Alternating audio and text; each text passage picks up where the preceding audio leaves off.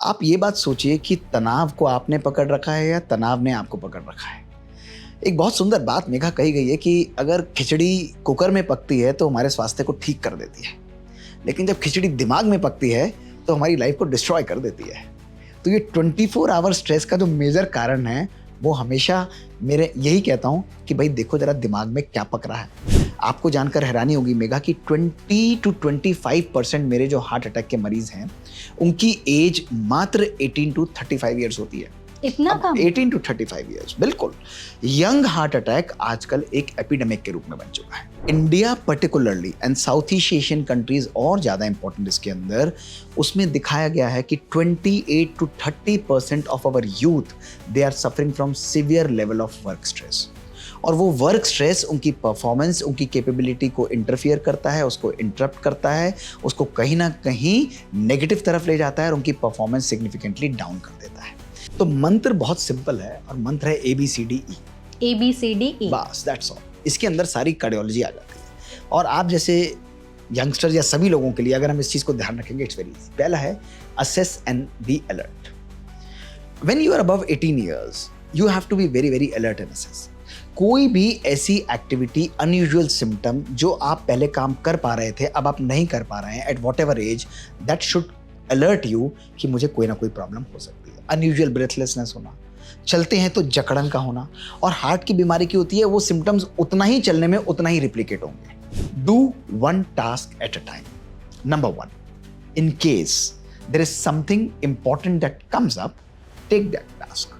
उसको एक्सेप्ट करो। एक्सेप्ट करके if it is not an emergency but an urgent, पहले टास्क को एक पर्टिकुलर मुहिम पर ले जाकर, एक पर्टिकुलर लेवल पर ले जाकर उसको स्विच ऑफ करके दूसरे टास्क की तरफ आ जाओ, फिर उसको फिनिश करो। उसको कंप्लीट करने के बाद then you come back to the second task. This is acceptable multitasking. Worry और कंसर्न दो शब्द हैं। वरी नेगेटिव है, I am worried about him. दूसरा I am concern. Concern proactive है। तो जब आप वरीड होते हैं तो आपका माइंड नेगेटिव तरीके से सोच रहा होता है, वो वर्स्ट पॉसिबल आउटकम्स को देख रहा होता है और एंटिसिपेट करता है कि वो हो ना जाए। लेकिन जब आप कंसर्न्ड होते हैं तो आप देख कर रखते हैं कि ये पॉसिबिलिटीज हो सकती हैं, लेकिन एक बैलेंस्ड माइंड अपने मन में उन चीज़ों को क्रिएट नहीं करता। मैं तो हमेशा इसके लिए बोलता हूँ भाई मोबाइल नंबर सबको मालूम है, इसी तरह मेटाबॉलिक नंबर भी ध्यान रखो। उस मेटाबॉलिक नंबर में सबसे पहले आपकी शुगर आ जाती है। शुगर आपकी 98 और शुगर 98 हो गई। इसी प्रकार ब्लड प्रेशर सेकंड आ जाता है, सिस्टोलिक। अगर आपका ब्लड प्रेशर 130 है तो 98130 हो गया।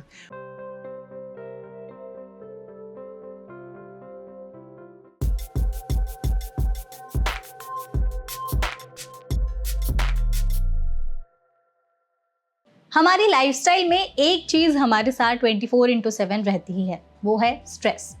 आपने कभी सोचा है कि जब दिल और दिमाग आपस में बात करते होंगे तो क्या बातें करते होंगे?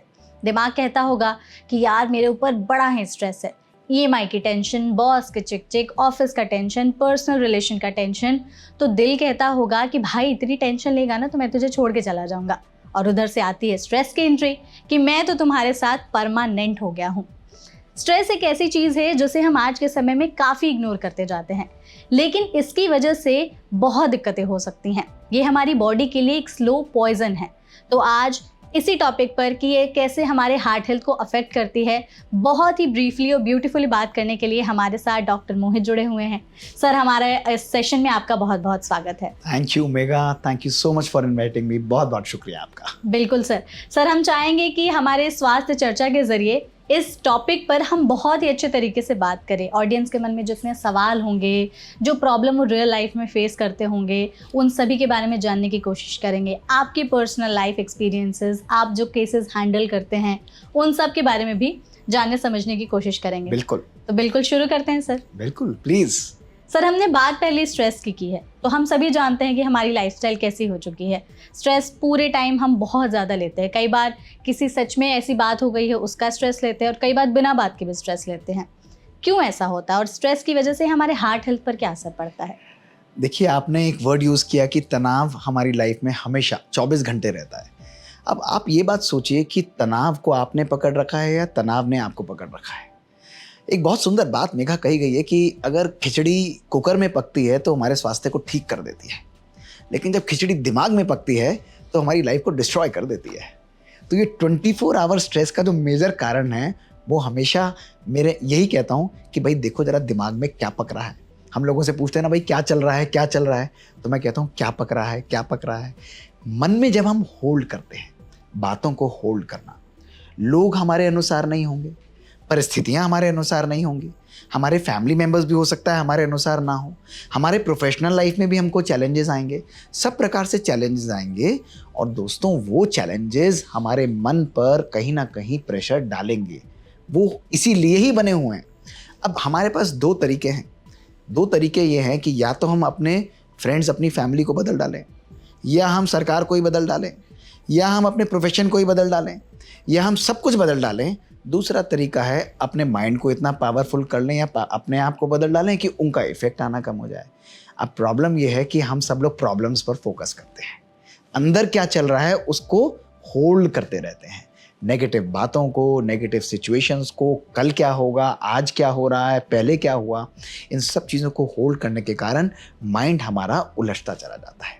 और माइंड आज दिखाते हैं कि 95% जो हमारे विचार हैं वो वेस्ट, नेगेटिव और यूजलेस थॉट्स हैं। इमेजिन, नेशनल साइंस फाउंडेशन की रिसर्च सैनफोर्ड यूनिवर्सिटी से हमें शो करती है, यानी आप अगर आज एक दिन के अंदर 70,000 विचार आप, मेघा या मैं, हम जनरेट करते हैं, सभी लोग जनरेट करते हैं, उनमें से 95% विचार हमारे वेस्ट, नेगेटिव और यूजलेस हैं, तो हमारी लाइफ की ब्यूटी कैसी होगी? कूड़ा होगी, बिल्कुल यूजलेस होगी, जो आजकल हमारी लाइफ की हो रही है। इसीलिए बहुत इंपॉर्टेंट है, check what are you holding inside, check. और यही तनाव का कारण है। भूतकाल का स्ट्रेस, कल क्या हुआ, ऐसा नहीं होना चाहिए था, उसे ऐसा नहीं करना चाहिए था, क्या, क्यों, ऐसे वैसे। और कई बारी मैं मजाक में बोलता हूँ मेघा कि लोग बोलते हैं इसने बोला, उसने बोला, ऐसा बोला, क्यों बोला, किसने बोला। मैं कहता हूँ ये इबोला वायरस से भी ज़्यादा डेंजरस वायरसेस है हमारी लाइफ में, सबको बिल्कुल पकड़ के बैठ जाते हैं। तो क्या बोला, कैसे बोला, अरे भाई जिसने जो करा, मेरे को अपने आप से क्या बात करनी है, मुझे क्या होल्ड करना है, वो मुझे देखना है। आपका ड्राइंग रूम है, आपके ड्राइंग रूम में आप मेरे अनुसार चीज़ों को रखोगे, अपने अनुसार चीज़ों को रखोगे? बिल्कुल अपने अनुसार। अगर मैं कहूँ कि भाई थोड़ा कूड़ा वूड़ा है, अपने ऑफिस का सारा कूड़ा ले जाकर अपने ड्राइंग रूम में रख लो, तो आप कहोगे भाई क्या कह रहे हैं डॉक्टर गुप्ता, कुछ और काम की बात बताइए। तो you will keep the best things in your drawing room, जो बेस्ट चीज़ें रखोगे। तो मैं तो सभी को बोलता हूँ, चेक करो इस ड्राइंग रूम में क्या क्या रखा हुआ है। जैसे ही देखोगे लिस्ट बनाएगी, ये रखा, ये रखा, ये रखा। फिर दूसरी चेकिंग करो कि क्या मेरे लिए यूज़फुल है, क्या नहीं यूज़फुल है। जो यूजलेस है उसको हटा दो, जो अच्छी बातें हैं उनको रख लो। जब हम ऐसी क्लींजिंग करेंगे तो हमारी लाइफ रिलैक्स्ड हो जाती है। और आपने दूसरी बात पूछी कि स्ट्रेस का हमारी बॉडी पे, मैं कहता हूँ थोड़ा बहुत स्ट्रेस तो सबको होता ही है, होना चाहिए। क्या है प्रेशर? भाई नेगेटिव चीज़ को हम पॉजिटिव चीज़ की तरीके से यूज़ करें, उसको टर्म करें, वो ठीक नहीं है। देयर इज़ नथिंग कॉल्ड यूज स्ट्रेस और पॉजिटिव स्ट्रेस। जो नेगेटिव है, नेगेटिव है। मुझे अपनी लाइफ में पॉजिटिव आउटकम के लिए नेगेटिव चीज़ नहीं चाहिए। अब तनाव आजकल ये क्लियरली दिखा चुके हैं कि 90% ऑफ आवर एलिमेंट्स, जो हमारे शरीर की बीमारी है, मैं तो हार्ट स्पेशलिस्ट हूँ, तो हार्ट के साथ साथ ब्रेन के अंदर, ब्रेन का अल्जाइमर्स, अर्ली एजिंग, पेट के अंदर गट की बीमारियां होना, इरिटेबल बाउल सिंड्रोम होना, ऑस्टियोआर्थराइटिस, जोड़ों के अंदर दर्द होना, बार बार रेस्पिरेटरी यानी एलर्जीज़ का होना, कैंसर जैसी बीमारियां। और हार्ट को देखें तो हार्ट अटैक और अलग अलग प्रकार की जो सिंड्रोम्स हैं, हार्ट फेलियर, ये बहुत क्लियरली आज स्ट्रेस से रिलेटेड है। साइंटिफिकली प्रूवन है, हमारे अपने एक्सपेरिमेंट्स के द्वारा भी, और आज ये क्लियरली प्रूवन है। इसलिए stress is a very powerful and a very negative emotion. इसको हमें छोड़ना पड़ेगा। बिल्कुल सर, आपने ये चीज बोली भी कि हम सिर्फ प्रॉब्लम्स देखते हैं, सॉल्यूशन तो कोई देखता नहीं है। सिर्फ प्रॉब्लम्स पे फोकस करते हो, नेगेटिव थिंग्स के, कि हमारे साथ ये क्यों हो रहा है और हमारे साथ ही क्यों हो रहा है, बाकी लोगों की लाइफ अच्छी चल रही है, जिसकी वजह से स्ट्रेस बढ़ जाता है। और इसका सर आई थिंक एक रोल ओवर थिंकिंग से भी बहुत ज़्यादा है, कि स्ट्रेस के कारण लोग ओवर थिंक बहुत ज़्यादा करने लगते हैं, सोचते बहुत ज़्यादा है। तो क्या स्ट्रेस और ओवर थिंकिंग इंटर रिलेटेड है, और कम करने के लिए हम इसे क्या कर सकते हैं? देखिए, मन का काम है सोचना। हाँ। मन तो प्रोसेस की तरह है। जिस तरह आपका मोबाइल है वो बजेगा, फंक्शन होगा, घड़ी काम है वो चलती चली जाएगी, रुक जाएगी तो ब्यूटी नहीं। नदी का काम है बहना, तो मन भी सोच रहा है। अब मन क्या सोच रहा है वो हमें देखना है। अगर हमने उसमें कोई नेगेटिव चीज़ डाली तो एक नेगेटिव इमोशन जो मन में जाएगा वो एक प्रोजेक्टर की तरह काम करता है। आपने प्रोजेक्टर तो देखा है ना, प्रोजेक्टर क्या करता है, एक छोटी सी लैपटॉप की स्लाइड को वो क्या करेगा, बड़ा कर देता है, मैग्नीफाई कर देता है। तो वो प्रोजेक्टर, उसी तरह हमारा माइंड भी प्रोजेक्टर की तरह है। आप इसके अंदर जो भी डालोगे, पॉजिटिव डालोगे या नेगेटिव डालोगे, वो क्या करेगा, इसको मैग्नीफाई करता चला जाएगा। और उस मैग्निफिकेशन होने के कारण कहीं ना कहीं हमारी लाइफ में पॉजिटिविटी भी आ सकती है और नेगेटिविटी भी आ सकती है। इसलिए ओवर थिंकिंग तब होती है जब हम एक नेगेटिव इमोशन को कंटिन्यूअसली होल्ड करके रखते हैं। इस पे तो बड़ा सुंदर हम एक्सपेरिमेंट भी कर सकते हैं। यदि आपके पास 1 मिनट का टाइम हो तो मैं आपसे पूछ सकता हूँ? बिल्कुल बिल्कुल, सब पूछिए। अब बड़ी सिंपल, और सभी लोग खेलना भाई इस गेम को, बड़ा मजा आएगा आपको ये करके। और आपको देखेगा ओवर थिंकिंग से हम क्या क्या क्रिएट कर सकते हैं, हमारी माइंड की पावर क्या है उसको आप अनुभव करेंगे, और इसको हम किसी भी प्रकार से यूज कर सकते हैं। अब मेघा, आप शाम को बैठी हुई हैं, हम सपोज करते हैं, मैं जानता नहीं, हम सपोज करते हैं आप मैरिड हैं और आपके हस्बैंड टिपिकली 5-5:30 बजे घर पर आ जाते हैं। अब मैं आपको ये कहता हूँ कि भाई आज आप बैठी हुई हैं और 5:30 हो गए हैं, आपके हस्बैंड घर पर नहीं आए हैं, आपने उन्हें फ़ोन किया, उनका phone not reachable, switch off आ रहा है, और ऑफिस में लगाया तो कहते हैं वो तो टाइम पे निकल गए। तो अभी 15-20 मिनट लेट हुआ है, आपके मन में किस प्रकार के विचार आएंगे? ध्यान से सुनिए, न्यूट्रल, पॉजिटिव या नेगेटिव? तो आपका उत्तर होगा मे बी न्यूट्रल और मे बी लिटिल नेगेटिव। ठीक है भाई, थोड़ा कहीं फंस गए होंगे।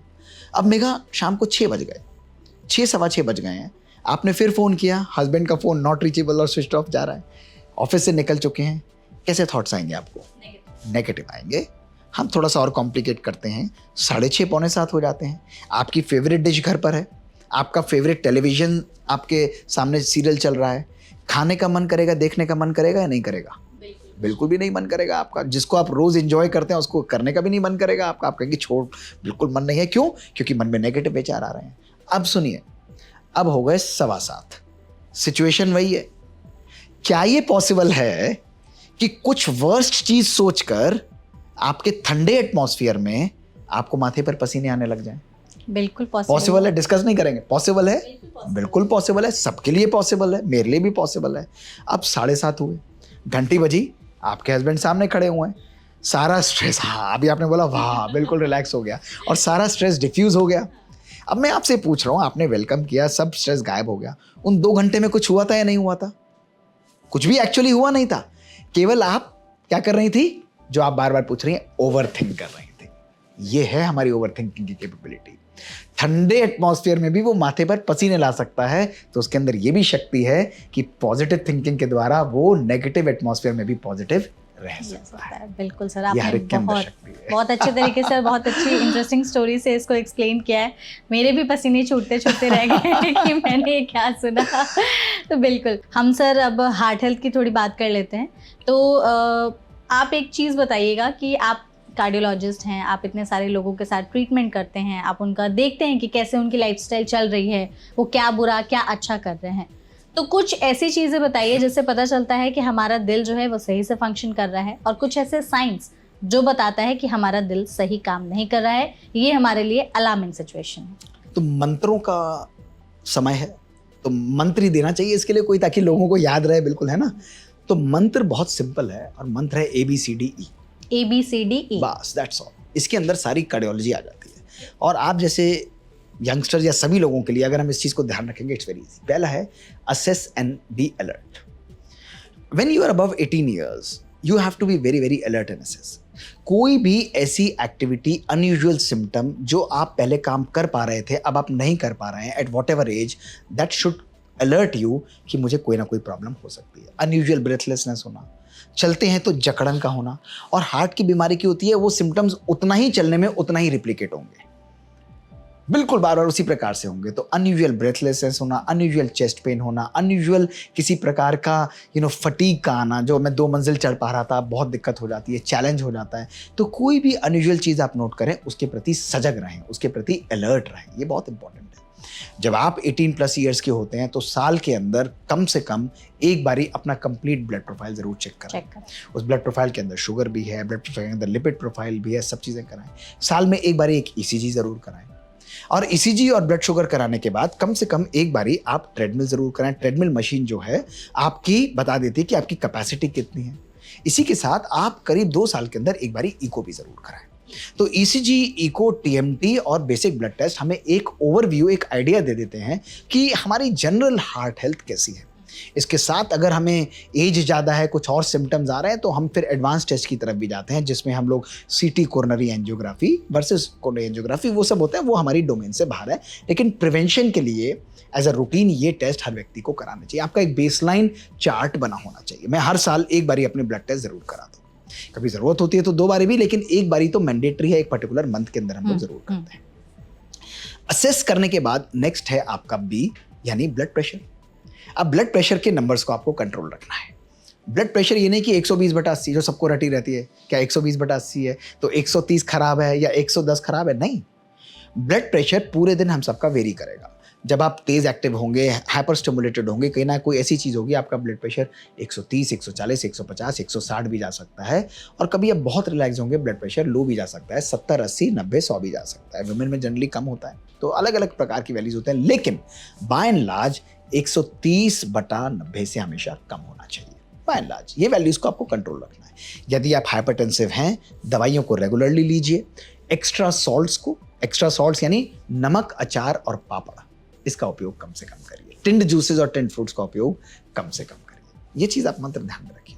नमक, अचार, पापड़, टिंड जूसेस और टिंड फ्रूट्स का उपयोग कम से कम करेंगे, वो आपको बेनिफिट देगा। बाकी नॉर्मल नमक खाने के अंदर खाइए। आजकल WHO ने नई गाइडलाइंस दी है जिसमें सोडियम और पोटेशियम के सॉल्ट को बैलेंस करना है, वो कभी हम डिस्कस करेंगे, लेकिन ध्यान रखिए। अगर आपको हाइपरटेंशन नहीं है तो भी साल में एक बार ब्लड प्रेशर जरूर चेक कराइए। भारतवर्ष में 20% लोगों के अंदर हाइपरटेंशन होती है, उन्हें पता ही नहीं होता, दे आर अनअवेयर। और 20% लोग जिनको हाइपरटेंशन होती है उनके वैल्यूज प्रॉपर्ली कंट्रोल नहीं होते, और 20% लोगों को सिवियर कॉम्प्लिकेशंस हो जाते हैं। इसलिए इंपॉर्टेंट है डेली हर साल ब्लड प्रेशर को कंट्रोल करना। तीसरा आता है सी इज व्हाट, कोलेस्ट्रॉल को कंट्रोल रखना। कोलेस्ट्रॉल में सिंपल सी बात, भाई बैड कोलेस्ट्रॉल, गुड कोलेस्ट्रॉल। अब गुड कोलेस्ट्रॉल में HDL को जनरली मानते हैं, वो थोड़ा एक कंट्रोवर्शियल एस्पेक्ट है, लेकिन बैड कोलेस्ट्रॉल को कंट्रोल करना बहुत जरूरी है। सिंपल बैड कोलेस्ट्रॉल को कंट्रोल करने के लिए एक वैल्यू है नॉन HDL कोलेस्ट्रॉल या LDL कोलेस्ट्रॉल।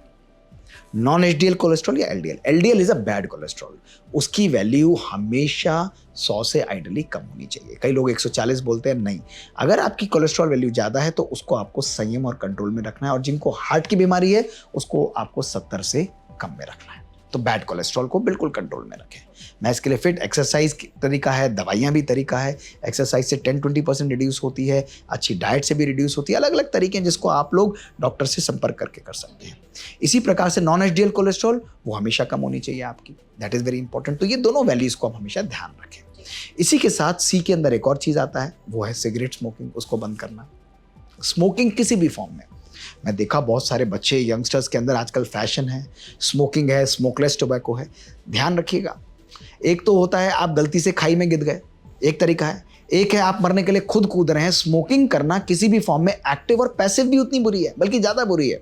तो बिल्कुल आपके मित्र अगर साथ में पी रहे हैं तो भी वो आप इनहेल कर रहे हैं, वो आपके लिए और नुकसानकारक है। कर सकते। इसलिए स्मोकिंग, स्मोकलेस टोबैको, जो आजकल पाइप्स हैं, मैं देखता हूँ कई हुक्का, ये सब चीज़ें they are disastrous, they are strongly not recommended.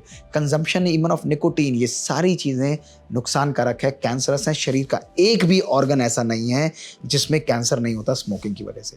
और यदि आपको हार्ट कॉलम देखना है, जिसको बहुत शौक है, एक बारी मेरे हॉस्पिटल में आइए, आपको दिखाऊंगा बिस्तर पे तड़पते हुए यंग लोग जो अपनी प्राणों की लिटरली वो मांग रहे हैं कि किसी तरह मैं बच जाऊं।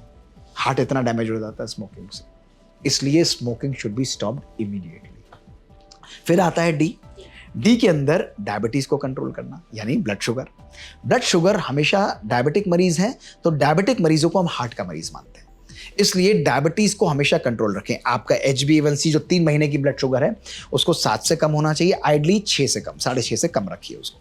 और शुगर को रेगुलरली मॉनिटर करिए, अपने डॉक्टर से कंसल्ट करते हुए मेडिसिन को चेंज करिए। आजकल ऐसी मेडिसिन आई हैं जो हमारे हार्ट और डायबिटीज दोनों को कंट्रोल में रखती हैं, इसलिए इंपॉर्टेंट है।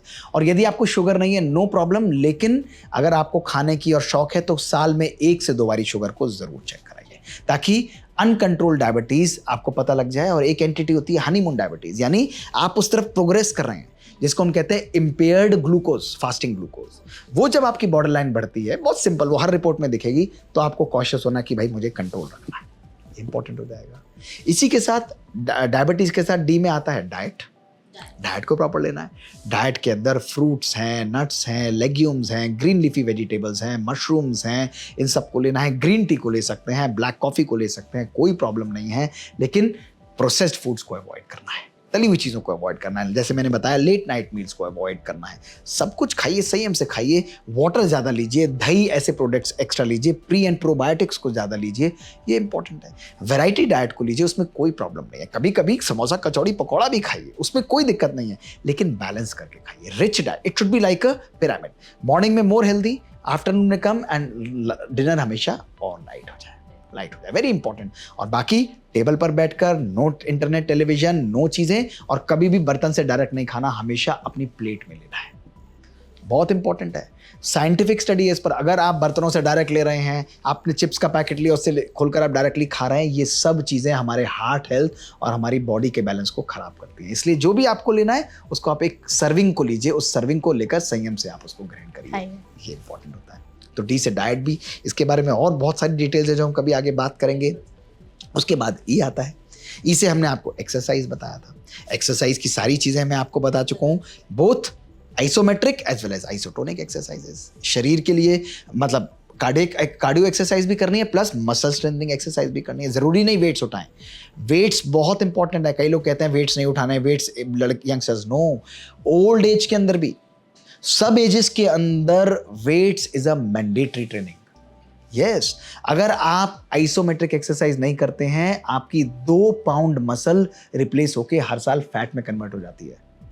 यस, इसलिए बहुत आवश्यक है एक एक व्यक्ति को लाइट वेट्स जरूर मसल टोनिंग के लिए करने चाहिए, बिल्कुल।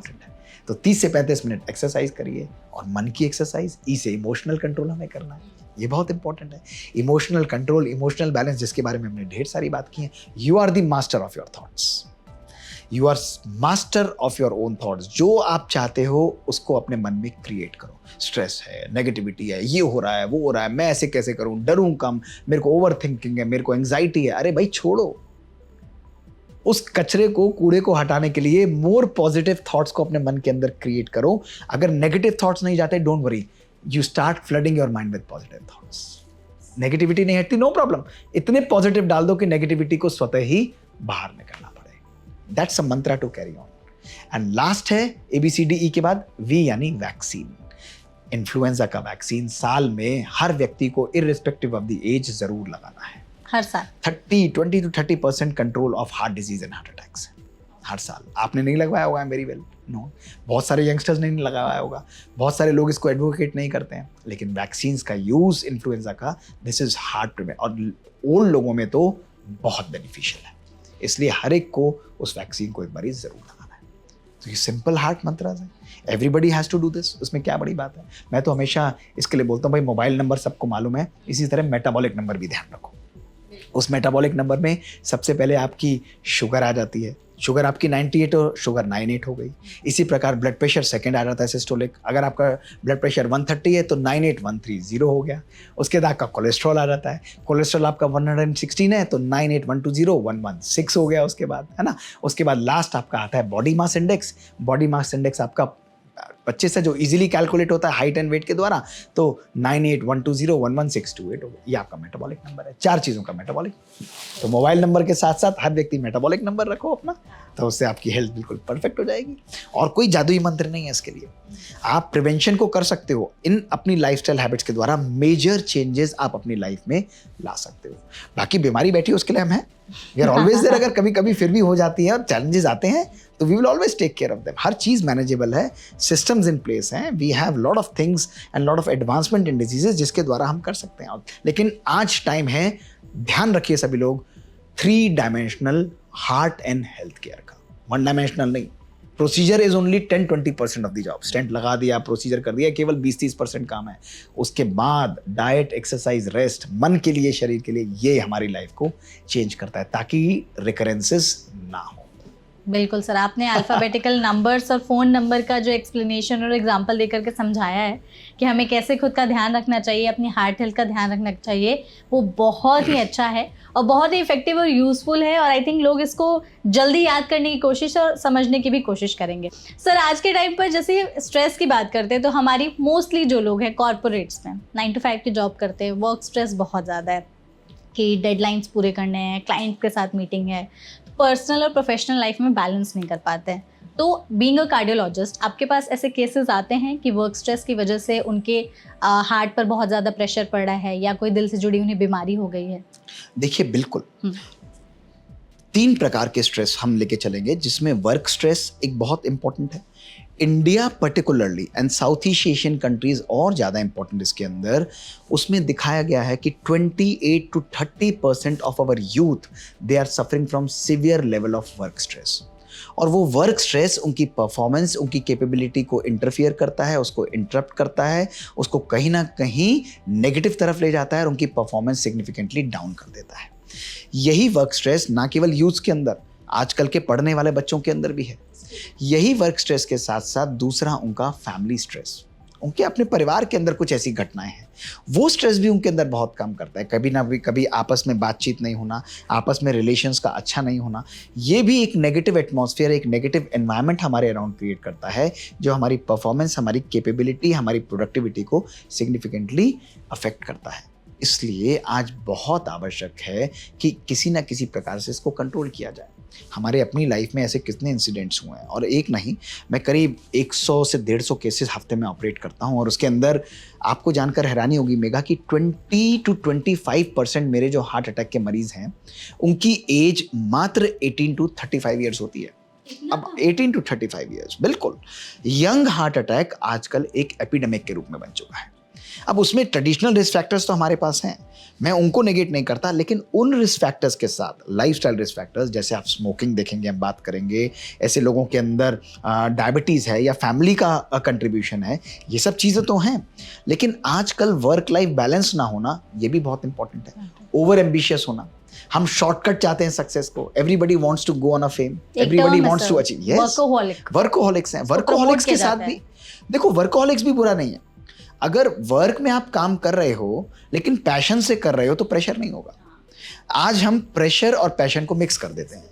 आपने जब प्रेशर ले लिया तो पैशन समाप्त होता है, और उस प्रेशर के कारण आपकी परफॉर्मेंस कम होती है, आपके बॉडी पर उसका इफेक्ट आने लग जाता है, हार्ट पर, ब्रेन पर, लिवर पर, आंतों पर, यानी हमारी जीआई ट्रैक पर, हमारे सब सिस्टम पर। Stress is a sympathetic stimulator, वो पावरफुल तरीके से उसको बढ़ाएगा, हार्ट बीट बढ़ेगी, ब्लड प्रेशर बढ़ेगा, सोचने और समझने की शक्ति समाप्त हो जाएगी। This is how it is working, and I will tell you how.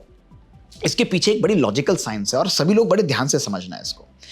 आप देखो मेगा, हमारे ब्रेन के 2 पार्ट्स होते हैं, एक लेमैन तरीके से मैं आपको समझाऊं। एक है रैशनल ब्रेन, जो सोचने और समझने की शक्ति को रखता है। दूसरा है इमोशनल ब्रेन, जो कि हमारे इमोशंस को, डर, पॉजिटिविटी को जनरेट करता है। जब भी हमारे लाइफ में स्ट्रेस आता है, नेगेटिविटी आती है, परिवार के अंदर बच्चे मेरे अनुसार नहीं है, हस्बैंड मेरे अनुसार नहीं है, या मेरी प्रोफेशनल लाइफ में कोई ना कोई सिचुएशंस ऐसी चलती हैं, हमें टारगेट्स को मीट करना है, मैं नहीं कर पा रहा हूँ, या फैमिली में कोई ऐसी सिचुएशन है, वो मेरे अंदर इमोशनल टर्मोइल को क्रिएट करता है। लॉजिक है, आपके पास भी होगा, सबके अंदर होगा। इमोशनल टर्मोइल में क्या होगा? फियर, अनसर्टेनिटी, और कहीं ना कहीं आगे क्या होगा, दर्द को भी जनरेट करेगा। तो डर होगा, दर्द होगा, और अनसर्टेन फीलिंग हमारे अंदर आएगी। जब भी एक मानव मन के अंदर, एक माइंड के अंदर इमोशनल सेंटर चार्ज होता है, तो वो सिग्नल्स पावरफुल तरीके से हमारे सोचने समझने यानी रैशनल ब्रेन को कवर अप कर लेते हैं, उसको वो ढक लेते हैं, और व्यक्ति की सोचने और समझने की शक्ति समाप्त हो जाती है। तभी आपने देखा, जो व्यक्ति क्रोध में होगा या डिप्रेशन में होगा, वो निर्णय कभी भी प्रॉपर नहीं ले पाएगा, वो परफॉर्मेंस डाउन करते चले जाएगा। इसलिए स्ट्रेस जो है किसी भी प्रकार का, वो हमारे लिए बहुत हार्मफुल है, और इसका मूल कारण है संयम और बैलेंस को खो देना। वर्क करो, किसने मना किया? प्रेशर भी है, बिल्कुल भाई, आप लोगों के पास तो टाइम होता है, आपके पास दूसरा चांस होता है। मैं जब हार्ट की सर्जरी से ऑपरेट करता हूं, तो if I do a mistake, I lose my patient. ये प्रॉब्लम हो जाती है। तो इसलिए बहुत इंपॉर्टेंट है कि जब भी आप कर रहे हो उसको इंजॉय करते हुए, पैशन के साथ, उसको रिलैक्स होते हुए करो। चैलेंजेस हैं, डेडलाइंस हैं, लेकिन क्या चिंता या वरी क्रिएट करने से am I going to perform better? No, not at all. In the chaotic situations, in the challenging situations, शांत रहना और आवश्यक होता है। बिल्कुल, हेल्प भी करता है। हेल्प भी करता है। अगर आप चैलेंजिंग सिचुएशंस में भी क्रोध करने लग जाओ, चीखा चिल्लड़ मचाने लग जाओ, तो कहीं ना कहीं नेगेटिविटी, तो आप तो और केओस क्रिएट कर दोगे, आप निर्णय नहीं ले पाओगे। और यही सबके साथ आज हो रहा है। यंगस्टर्स और नेगेटिव सिचुएशंस में और केओटिक हो जाते हैं, उनका मन परेशान हो जाता है, और उसके बाद क्या चालू होता है? उसके बाद they would look at a release phenomena. उस व्यक्ति से बात करना जो उनकी बात को सुनेगा, परिवार में नहीं कर रहे हैं, तो रिलेशनशिप टर्मोइल आ जाएगा। उन चीज़ों के ऊपर डिपेंडेंस जाना जो हमें नहीं लेनी चाहिए, अल्कोहल और स्मोकिंग आ जाना। क्यों कारण है? क्योंकि they feel this is like a society. हमें लगेगा कि हम इस प्रकार से अपने आप हैं। वो अपने आप को डाइवर्सिफाई करेंगे, अपने आप को मॉडर्न या to be in the system show करने के लिए they will take up to these habits. एक एक व्यक्ति चेक करो। मैं कहता हूँ जो एक एक व्यक्ति इस चीज़ को सुन रहा है, इस वक्त उस सिचुएशन को लाके चेक करो अपने मन को, क्या मेरे मन में फीलिंग्स आती हैं? 120% एक एक व्यक्ति इन इमोशन टर्मोइल्स में जाता है, एक एक व्यक्ति जाता है। और यही कारण है बॉडी और माइंड का बैलेंस, लाइफ और वर्क और लाइफ का बैलेंस वो नहीं हो पाता। हम सक्सेस को चेज कर रहे हैं, हम खुशी को चेज कर रहे हैं। ये बहुत सुंदर आपने पीछे लिखा है, आप देखो क्या लिखा है ये। सर एक्चुअली मैंने चश्मा नहीं पहना, मुझे ये बहुत सुंदर है, मैं आपको बताता हूँ। ये हाँ। लिखा है it's not about destination, it's about journey. बहुत सुंदर, मैं देख के इसको आनंद आ गया मुझे। अब मैं आपको ये बात पूछना चाहता हूँ कि जब भी हम कहीं जाते हैं तो हम क्या बोलते हैं? Have a very pleasant morning, have a very pleasant, कहीं जा रहे हैं, have a very pleasant journey. Oh very good, have a very pleasant journey. आपने कभी ये सुना है have a very pleasant destination? No. No. हम क्या कहते हैं? आपकी यात्रा मंगलमय हो। हाँ, मंगलमय। आपने कभी सुना है आपका गंतव्य मंगलमय हो? नहीं, कभी भी नहीं कभी होता। भाई लाइफ में किसका महत्व है, डेस्टिनेशन का या जर्नी का? जर्नी का। यही तो मैं आपको बताना चाह रहा हूँ। बोलते भी हम लोग हैप्पी जर्नी। बच्चों को, सब यंगस्टर्स को, परिवार में स्टूडेंट्स को, फैमिली को, माता पिता को, सबको यही बताना चाह रहा हूँ, भैया लाइफ को एंजॉय करो। खुशी कल नहीं आने वाली। खुशी जब हम रिकॉर्डिंग कर लेंगे उसके बाद नहीं आएगी। खुशी जब हमारा सक्सेसफुली रिलीज हो जाएगा तब नहीं आएगी। खुशी जब मैं कोई टारगेट को अचीव कर लूंगा तब नहीं आएगी। खुशी जब मेरा एक मिशन कंप्लीट हो जाएगा तब नहीं आएगी। खुशी अभी क्रिएट करनी है मुझे, अभी मुझे उस कार्य को करते हुए, इंजॉय करते हुए रेडिएट करना है। और मैं ऐसे ही कर रहा होता हूँ, कभी ऑपरेट करूंगा, कभी जोक्स कर दूंगा, कभी किसी के लिए मजाक छोड़ दूंगा। खुशी का माहौल बनाते हुए उस कार्य को करो, आधी प्रॉब्लम्स अपने आप सॉल्व हो जाएंगे। That's the art we create. बिल्कुल, ये आर्ट है। एग्जैक्टली। सर आपने जैसे बताया कि प्रेशर के बारे में, कि हम कितना प्रेशर लेते हैं, और आप बीइंग अ कार्डियोलॉजिस्ट, आप पर कितना प्रेशर होता है जब भी आप कोई सर्जरी परफॉर्म करते हो। तो उसी चीज़ पर आते हैं, क्योंकि जितनी अभी हमारी इंटरेस्टिंग बातें हुई है ना, मुझे आपके एक्सपीरियंसेस जानने में भी ज़्यादा इंटरेस्ट है। आपके साथ कभी ऐसा हुआ है कि कोई सर्जरी आपने परफॉर्म की जो बहुत ज़्यादा कॉम्प्लेक्स हो?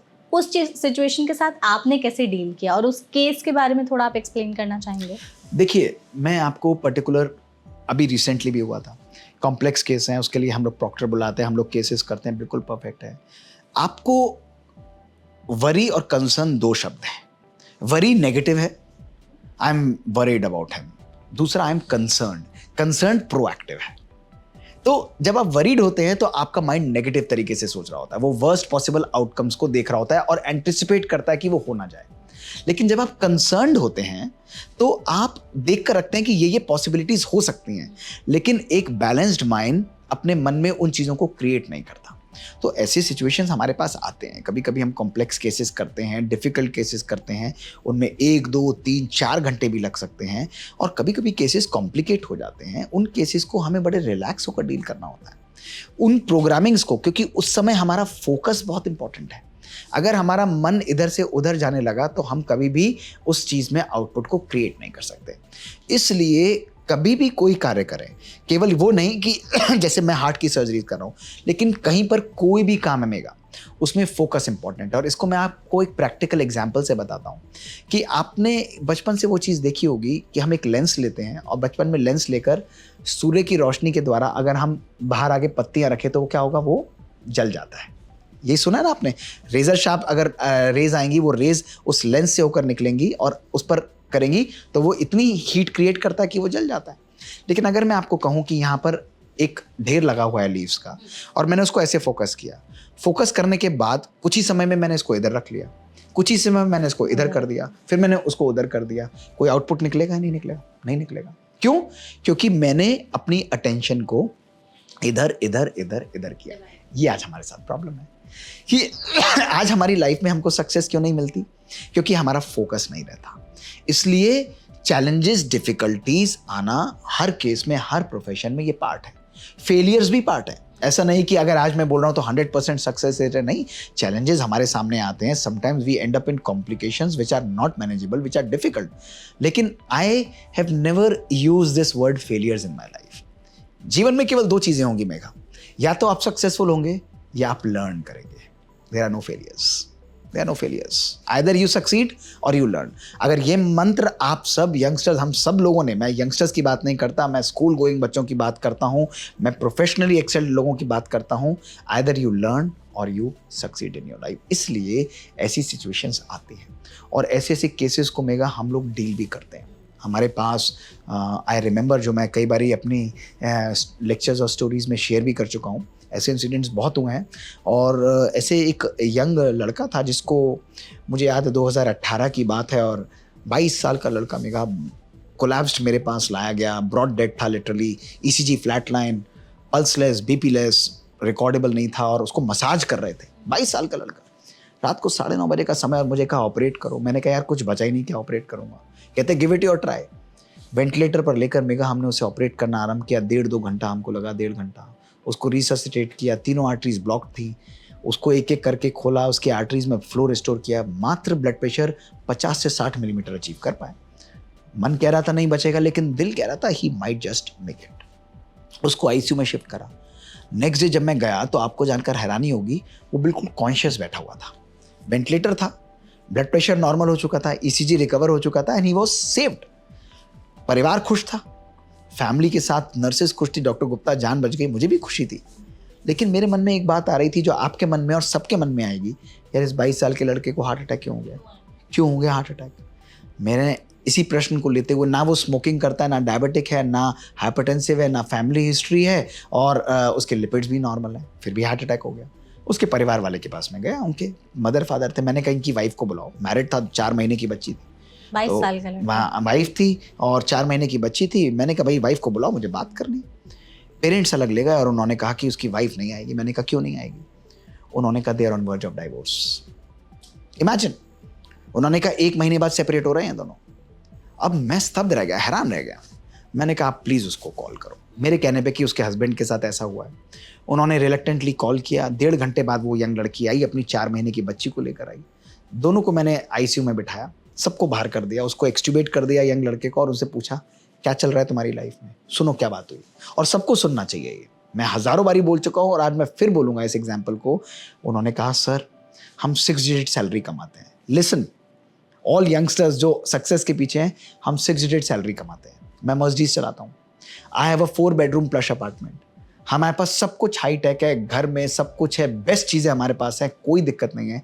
लेकिन पिछले 2 साल से हमने एक दूसरे के साथ कनेक्ट ही नहीं किया। हमारी इमोशन एक दूसरे के साथ अंडरस्टैंडिंग ही नहीं है, भावनाओं को समझने के लिए हमारे पास टाइम ही नहीं है। ये आज हमारा लाइफस्टाइल बन चुका है। इसलिए 2 साल हमारे निकल गए, बच्ची भी हो गई, समान सब कुछ है, लेकिन जीवन में सुकून ही नहीं है।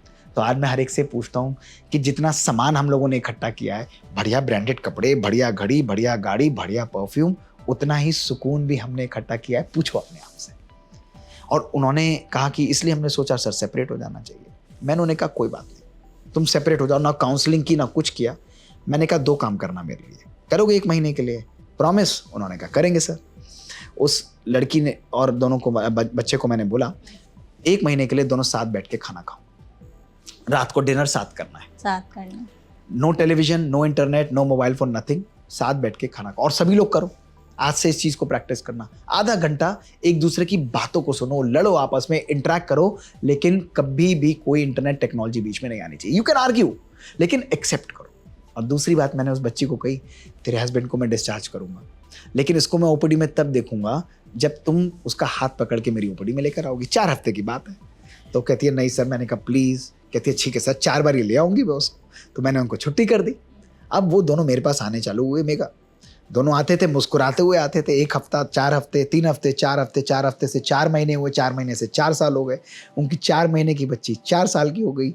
उन्होंने डाइवोर्स पेपर्स को विड्रॉ कर लिया। वाह। ये है हीलिंग की पावर।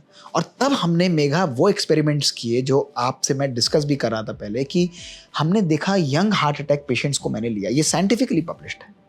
ऐसे आप जैसे ही वेरी वेरी यंग 17-18 साल से लेकर 30-35 साल के बच्चों को लिया और उनका कोई रिस्क फैक्टर नहीं था। जब हमने उनके स्ट्रेस को मेजर किया और उनका ब्लड सैंपल लेके मैंने उनकी बायोलॉजिक एज, यानी उनकी सेल्स की, बॉडी की एज नहीं, सेल्स की एज कितनी है वो उसको मेजर किया। रिजल्ट्स क्या आते हैं, ये वाइट पेपर पब्लिश्ड है मेगा। उसमें हमने देखा उनकी बॉडी एज थी 18 to 35 ईयर्स, लेकिन उनकी जेनेटिक एज थी 60 to 95 ईयर्स। उनकी जीन्स कंप्लीटली डिस्ट्रॉयड थी। मैं हैरान हो गया।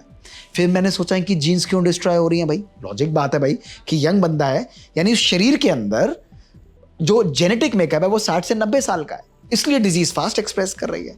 तो हमने ये देखा कि जिन लोगों के लाइफ में स्ट्रेस है, लैक ऑफ पर्पस है, ईगो है, लैक ऑफ लव है, लैक ऑफ हैप्पीनेस है, एंगर है, उन लोगों की टेलोमेरेज एंजाइम कम होती है और उनकी जेनेटिक लेंथ कम होती जाती है, इसलिए डिजीज फास्ट एक्सप्रेस करते हैं। Scientific proof. जिन लोगों के जीवन में खुशी है, पर्पस ऑफ लाइफ है, हैप्पीनेस है, ग्रैटिट्यूड है, अच्छा एक्सरसाइज करते हैं, अहम नहीं है, ईगो नहीं है, उन लोगों की टेलोमेरेज एंजाइम बढ़ती है, टेलोमियर लेंथ बढ़ती चली जाती है, जेनेटिक एज कम होती जाती है और डीएनए इंटीग्रेटेड रहता है। यानी विचारों के परिवर्तन से ही जीन्स को भी आज हम कंट्रोल कर सकते हैं।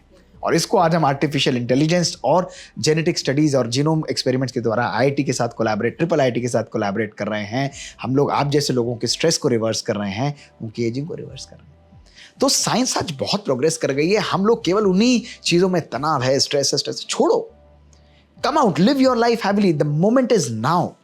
और उसके लिए कोई जरूरत नहीं है। मुझे कहते हैं मिस्टर नींबू पानी, मुझे कोई दिक्कत नहीं। अगर वो कहते हैं भाई तूने शराब नहीं पीनी, तूने सिगरेट नहीं पीनी, तेरे को क्या है, हम पार्टी में क्यों बुलाया, मैं जाता हूँ। शुरू में लोग हंसते थे, नाउ दे रिस्पेक्ट कि he has a dignity, he has a style of his own. इस तरीके से करते हैं। Your fashion is something that you design by your own thoughts inside. बिल्कुल। तो आजकल के यंगस्टर्स को इस चीज की बहुत जरूरत है। एक एक व्यक्ति चेक करो अपनी लाइफ में किन नेगेटिव चीजों को हमने पकड़ा पड़ा है, और ये नेगेटिव, जिसको मैं कहता हूं कूड़ा और करकट, इसको अगर हम यहाँ पे भर के रखेंगे, बीमारी के रूप में हर ऑर्गन से निकल कर बाहर जाएगा, कहीं नहीं छोड़ेगा। किडनीज को डिस्ट्रॉय कर रहा है, हार्ट को कर रहा है, ब्रेन अटैक्स हो रहे हैं, अर्ली एजिंग हो रही है, बाल जल्दी सफेद हो रहे हैं लोगों के, भूलने की बीमारी हो रही है लोगों को, बार बार जल्दी यंग एज में भूल रहे हैं। क्यों? All related to stress and multitasking. तो डॉक्टर, यहाँ पर आपने एआई के जरिए बताया कि कैसे यंगस्टर्स का जो स्ट्रेस का लेवल उसको रिवर्स कर रहे हैं आप, और कितना हेल्प कर रहे हैं उनमें। इसके बारे में थोड़ा और आप एक्सप्लेन करके बताएंगे कि क्या है पूरा प्रोसीजर? मेरा इसमें कोई रॉकेट साइंस नहीं है, बड़ी सिंपल सी चीज। अगर मैं आपसे पूछूं आपको स्ट्रेस है तो आप क्या बोलोगी? कई लोग सामने बोलेंगे नहीं नहीं मुझे कोई स्ट्रेस नहीं, I am very happy, personal है, बिल्कुल ठीक है, मतलब आई एम रिलेटिवली फाइन। लेकिन हमने ऐसे वैलिडेटेड क्वेश्चंस लिए जो कि चेक्ड है, वैलिड मतलब पूरे वर्ल्ड ओवर अप्रूव्ड है, कि उन क्वेश्चंस को इतना घुमा के पूछा जाता है कि आप उसमें फंस के एक्चुअली अपने आंसर्स को निकाल देते हो। ऐसे क्वेश्चंस को हमने यूज किया स्ट्रेस को एस्टिमेट करने के लिए, और लोगों के अंदर आ गया। इनफैक्ट मैं आपको बताऊं, हमारी स्टडी जो हमने लास्ट ईयर ही पब्लिश की है, उसके अंदर हमने हार्ट अटैक के 1500 लोगों को लिया। 98% of them had highest level of psychosocial stress by these questionnaires. Imagine. Psychosocial stress? Psychosocial means family life का, पर्सनल लाइफ का, वर्क का, अलग अलग प्रकार का, जिसको हम साइको यानी मन का, और सोशल लेवल पे भी स्ट्रेस रहता है। अब हमने इन लोगों को स्ट्रेस लेके हमने दो चीज़ें करी। हमने लिया इनका ईसीजी भी लिया। ईसीजी के अंदर कुछ ऐसे चेंजेस को डिटेक्ट किया जो कि नॉर्मल ईसीजी नहीं दिखाता है। हमने हार्ट रेट वेरिएबिलिटी और कुछ फैक्टर्स को लिया जो हमने अपने ट्रिपल आईआईटी की टीम के साथ कोलैबोरेट किया। उसके बाद हमने कहा भाई हम इनको एक तो स्ट्रेस से फ्री होने का भाषण देंगे, यानी केवल हम उनको लेक्चर देंगे, ऐसे करो ऐसे करो ऐसे करो। दूसरे ग्रुप को हमने उसके साथ मेडिटेशन भी सिखाया। समझे मेरी बात? तो दो ग्रुप से हमारे पास, कुछ को पहले हमने सामने ट्रेन किया, उसके बाद हमने वर्चुअली इनको ट्रेनिंग दी। हमने जब फॉलोअप किया इन लोगों का, विद इन 3 months ओनली इनका स्ट्रेस और एंग्जाइटी जो है वो रिवर्स हो गया, डिप्रेशन, और रिवर्स होके प्रैक्टिकली नॉर्मलाइज हो गया। इन लोगों में, जिन लोगों में स्ट्रेस मैनेजमेंट के साथ साथ मेडिटेशन भी हम लोग सिखा रहे थे। प्लेन लेक्चर देने से, स्ट्रेस मैनेजमेंट कराने से कोई असर नहीं हुआ। मोटिवेशनल लेक्चर केवल देंगे, उससे कुछ असर नहीं हुआ। और हमने ये देखा इनके ईसीजी के चेंजेस भी रिवर्स होते गए। प्रैक्टिकल चीज करानी। कहने का अर्थ क्या है? कहने का अर्थ, मेरा मैसेज ये है कि केवल भाषण से नहीं, संकल्पों के परिवर्तन से चेंज होगा। You are responsible. ये असंभव को भी संभव, इम्पॉसिबल को पॉसिबल, डिफिकल्ट को सहज करना, ये किसी गुरु, महात्मा या किसी व्यक्ति की पर्सनल प्रॉपर्टी नहीं होती। ये आप जैसे, मेरे जैसे और हम सब लोगों के जैसे जो यहाँ पर खड़े हुए हैं और जो लोग सुन रहे हैं, उन लोगों के थॉट्स के अंदर पावर है। प्रॉब्लम क्या होती है? हमने पॉडकास्ट सुन लिया, अरे हमने यूट्यूब सुना, ये तो बहुत बढ़िया बोलते हैं, अरे बड़ा मजा आया इनका यूट्यूब सुन के, तुम्हें जरूर सुनना चाहिए। मैं कहता हूँ भाई, तुमने बाजा तो सुन लिया, इसको कितना चेंज किया? इम्प्लीमेंट तो करो। यस, जो चीज सुनने में इतना आनंद आता है, उसको बनने में कितना आनंद आएगा आप सोचो। और वो संकल्प अगर आपने किया तो किसी को किसी चीज की जरूरत नहीं है, केवल you can create miracles in your life by changing your thoughts. Correct, that's the power. Exactly.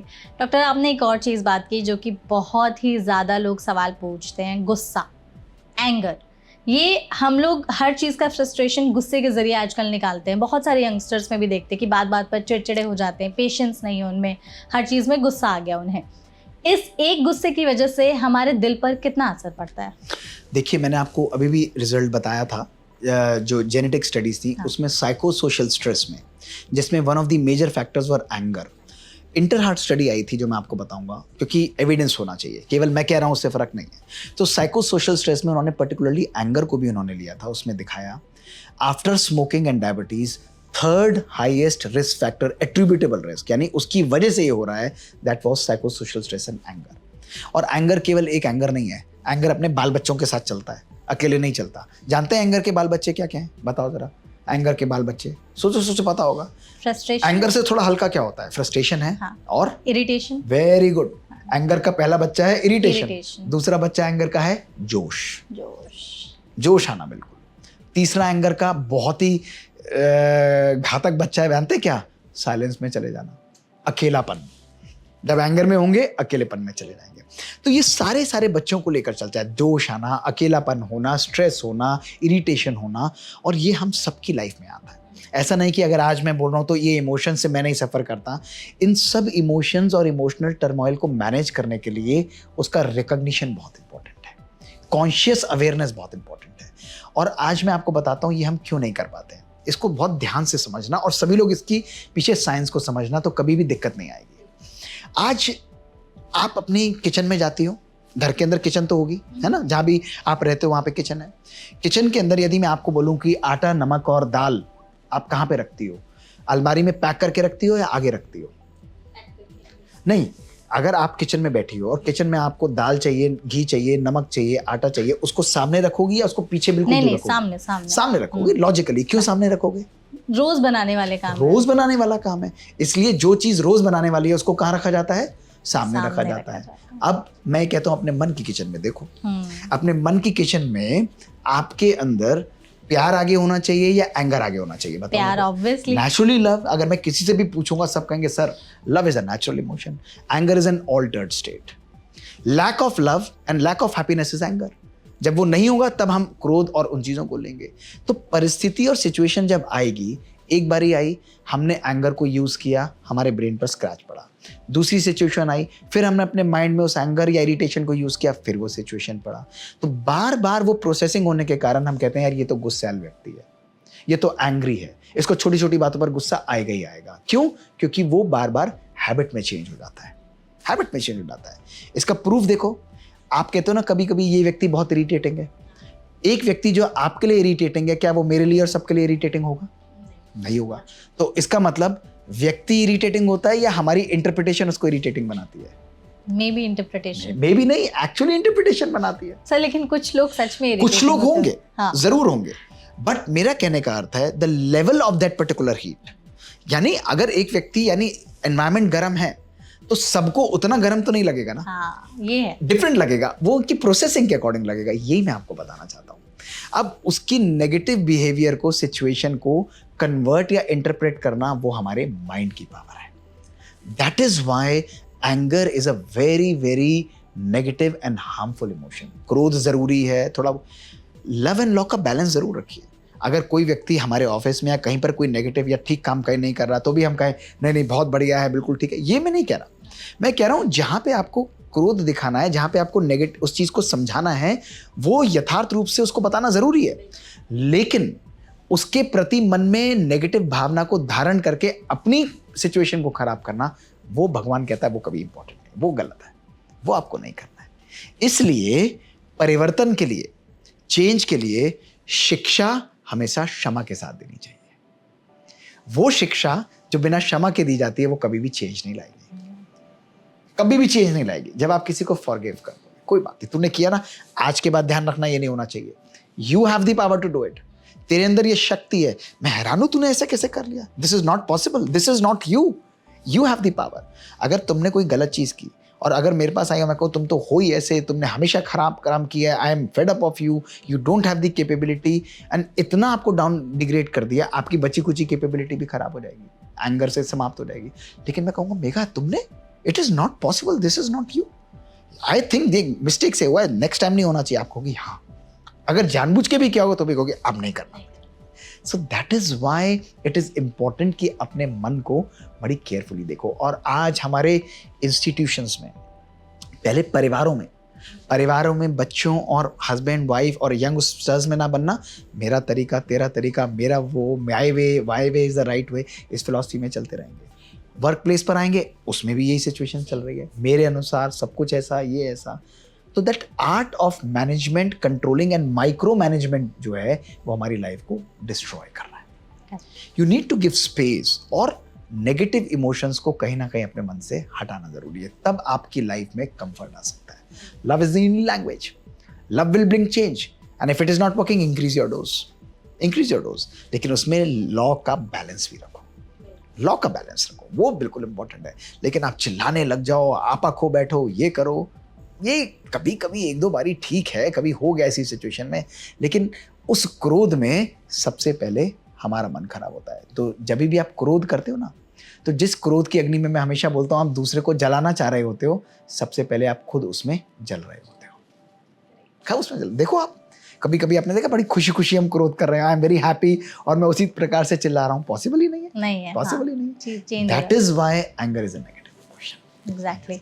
Sir आपने यहाँ पर बैलेंस की बात की, तो अभी मैं आपको बता भी रही थी कि मेरी पोस्ट का जो नाम है वो मल्टीमीडिया प्रोड्यूसर है। मल्टीमीडिया, मल्टी है मतलब, हाँ एग्जैक्टली। तो ये मल्टी से एक और चीज है मल्टीटास्किंग। हाँ। तो आप बैलेंस की बात कर रहे हैं, यहाँ पर लोग मल्टीटास्किंग में उलझ कर रह जाते हैं कि हमें ऐसे लोग चाहिए जो मल्टीटास्कर्स हो, एक साथ बहुत सारे काम कर सके। तो इसकी वजह से भी ना स्ट्रेस जो है या फिर जो एंग्जाइटी वगैरह है वो बहुत बढ़ जाता है। तो आप इसको कैसे कंट्रोल करने के लिए कहेंगे कि अगर हमें मल्टीटास्क करना भी है तो कैसे करें? मल्टीटास्किंग मेनिया इज अ कर्स, ये नुकसान करता है, लेकिन आजकल ये नेसेसरी इविल की तरह भी इमर्ज होकर आ रहा है। And I will tell you why. जब आप इंटरनेट पे काम कर रहे हैं या कोई भी चीज़ पे काम कर रहे हैं, आप एक विंडो को खोलेंगे, विंडो खोलते खोलते आधे समय में आपको दूसरा टाइम आएगा, आप दूसरी तरफ जाएंगे, तीसरा विंडो आप खोल देंगे, यानी मल्टीपल चीज़ें करेंगे। अब आप जब एक काम करते हैं, ध्यान से सुनना, मैं साइंस की बात कर रहा हूँ, लॉजिक नहीं बात कर रहा, लॉजिक और साइंस दोनों हैं। जब आप कोई काम करते हैं, आपका अटेंशन किसी तरफ बनता है। जैसे हमारा कैमरामैन है, वो बिल्कुल एक्यूरेट देखेगा कि यार बिल्कुल ठीक चल रहा है, नहीं चल रहा, अगर ज़रा भी होगा तो गड़बड़ हो जाएगी, तो his attention has to be very very focused. उसी प्रकार जब मेरा अटेंशन किसी चीज़ पे बनता है और इमीडिएटली मैं उसको डाइवर्सिफाई करके दूसरी विंडो को खोलता हूँ, तो मेरा ब्रेन स्विच ऑफ करता है, switch from one thing to the other. जब भी हम एक चीज़ से दूसरी तरफ जाते हैं तो हमें एक पेनल्टी देनी पड़ती है, जिसको साइंस में कहते हैं स्विचिंग पेनल्टी। जब हम तीसरे टास्क की तरफ जाते हैं, हमें और स्विचिंग पेनल्टी देनी पड़ती है, यानी एक की तरफ दूसरा, दूसरे से तीसरा, तीसरे से चौथा, चौथे से पांचवा, ऐसा ब्रेन बार बार खट खट खट खट खट खट अपनी अटेंशन को स्विच कर रहा है। जब हम स्विच करते हैं तो उस स्विचिंग पेनल्टी के द्वारा हमारा अटेंशन स्पैन कम होता चला जाता है और हमारा ब्रेन जो है वो हाइपर एक्टिव हो जाता है, जिसको हम कहते हैं पॉपकॉर्न ब्रेन। पॉपकॉर्न ब्रेन पटाखे की तरह इधर उधर चल रहा है, पॉप कर रहा है। अब आप कहते हो डॉक्टर साहब मुझे तो ये करना पड़ रहा है, लेकिन आज ये भी समझो कि जब आप उस नई विंडो से पुराने काम पर दोबारा आओगे तो दैट पर्टिकुलर टाइम जो आपको लगेगा, that will be at least 3 times more than जो आपको इनिशियली लग रहा था। आपको वापस आने में, उसी कॉन्सेंट्रेशन को बनाने में आपका समय बहुत जाता है। इसलिए what is the Mantra? Mantra is very simple, do 1 task eight a time. number one, in case there is something important that comes up, take that task. उसको accept करो. Accept करके if it is not an emergency but an urgent, पहले task को एक particular मुहिम पर ले जाकर, एक पर्टिकुलर लेवल पर ले जाकर उसको स्विच ऑफ करके दूसरे टास्क की तरफ आ जाओ, फिर उसको फिनिश करो. उसको कंप्लीट करने के बाद then you come back to the second task. This is acceptable multitasking. But अगर आप कहो कि मेघा ये पॉडकास्ट आपको रिकॉर्ड करना है, चलो भाई करती हूँ. मोगा कल वो आएंगे, फिर तीसरा ये काम आएंगे, आज आपको उनसे शाम को मिलना है. These are unimportant. लोग आपको दे रहे हैं सारी चीज़ें. कई चीज़ों को आप पोस्टपोन कर सकते हो. They are non urgent, non emergent. आप उनको अपने ब्रेन से करके मैं करूँगी, I will do it later on. That is important. तो इसलिए इसके पीछे बहुत बड़ी साइंस कर रही है. और ये hyper active brain are more prone to depression, more prone to fatigue, more prone to poor attention span and more prone to poor memory power and poor decision power. Yes. एक चीज की वजह से कितने सारे इसलिए problems आजकल के यंगस्टर्स में ये भी एक एपिडेमिक की तरह आ रहा है. कर रहे हैं काम करते करते मोबाइल फोन देख रहे हैं, काम करते करते सोशल मीडिया लग गए, काम करते करते उधर चले गए, काम करते करते इधर चले गए, काम करते करते फ्रेंड से बात. जरूरी है, बात इंपॉर्टेंट थी, नोट कर लो, I will do it. But that consistent, इस पर बहुत सुंदर एक मैंने वीडियो बनाया था जिसमें हम कहते हैं techniques to increase that particular focus. मैं कभी आपसे शेयर करूंगा how do we do that consistent focus, that unwavered attention. वो चीज बहुत इंपॉर्टेंट है. और जरूरी नहीं 2-3 घंटे की भी हो, आधे घंटे की unwavered attention will create miracles in your life. आधा घंटा करो, उसके बाद 5 मिनट की ब्रेक लो. इसको पोमोडोरो टेक्निक कहते हैं. आधा घंटा बिल्कुल फोकस, 5 मिनट की ब्रेक, फिर आधा घंटा फोकस, फिर 5 मिनट की ब्रेक, जिसमें आप जो सेकंड टास्क है उसको दे लो, और फिर आधा घंटा और करके 15 मिनट की break. This is how the techniques are important for us. तो मल्टीमीडिया, मल्टीटास्किंग कहना कि हम कर रहे हैं ठीक है, लेकिन you should create a priority list. I will give this particular time, और कभी जरूरी है तो करो, मैं भी करता हूँ, ऐसा नहीं है, we have to do this, लेकिन minimize it as much as possible. Exactly. यहाँ से ना एक और चीज़ निकलती है सर, वो है एंग्जाइटी.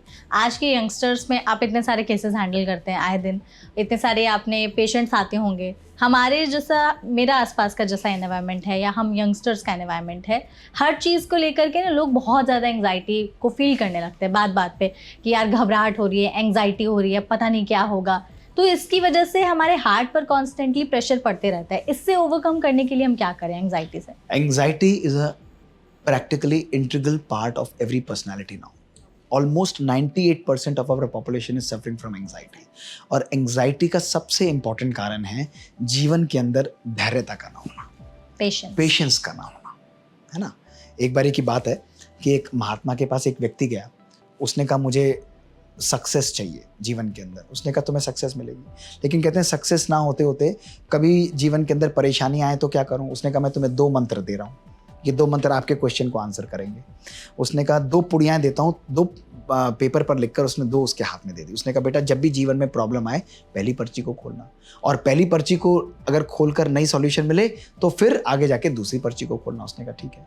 जीवन में चैलेंज आया, चैलेंज जब पहली बार आया उसे लगा कि बहुत एंग्जाइटी है, बहुत टेंशन है, तो उसने खोला, पहली पर्ची पे लिखा था हमेशा अपने समय का सदुपयोग करो, हमेशा अपने समय का सदुपयोग करो. चैलेंजेस हैं, उस चैलेंजिंग समय में भी अपने माइंड को ओपन रखते हुए समय को पॉजिटिव तरीके से यूज़ करो, उसको नेगेटिव और वेस्ट के अंदर यूज़ मत करना. तो उसकी प्रॉब्लम सॉल्व हुई, आगे जाके फिर प्रॉब्लम आई, तो उसने कहा अब मुझे फिर करना पड़ेगा. उसने कहा अब दूसरी पर्ची खोलने का समय है.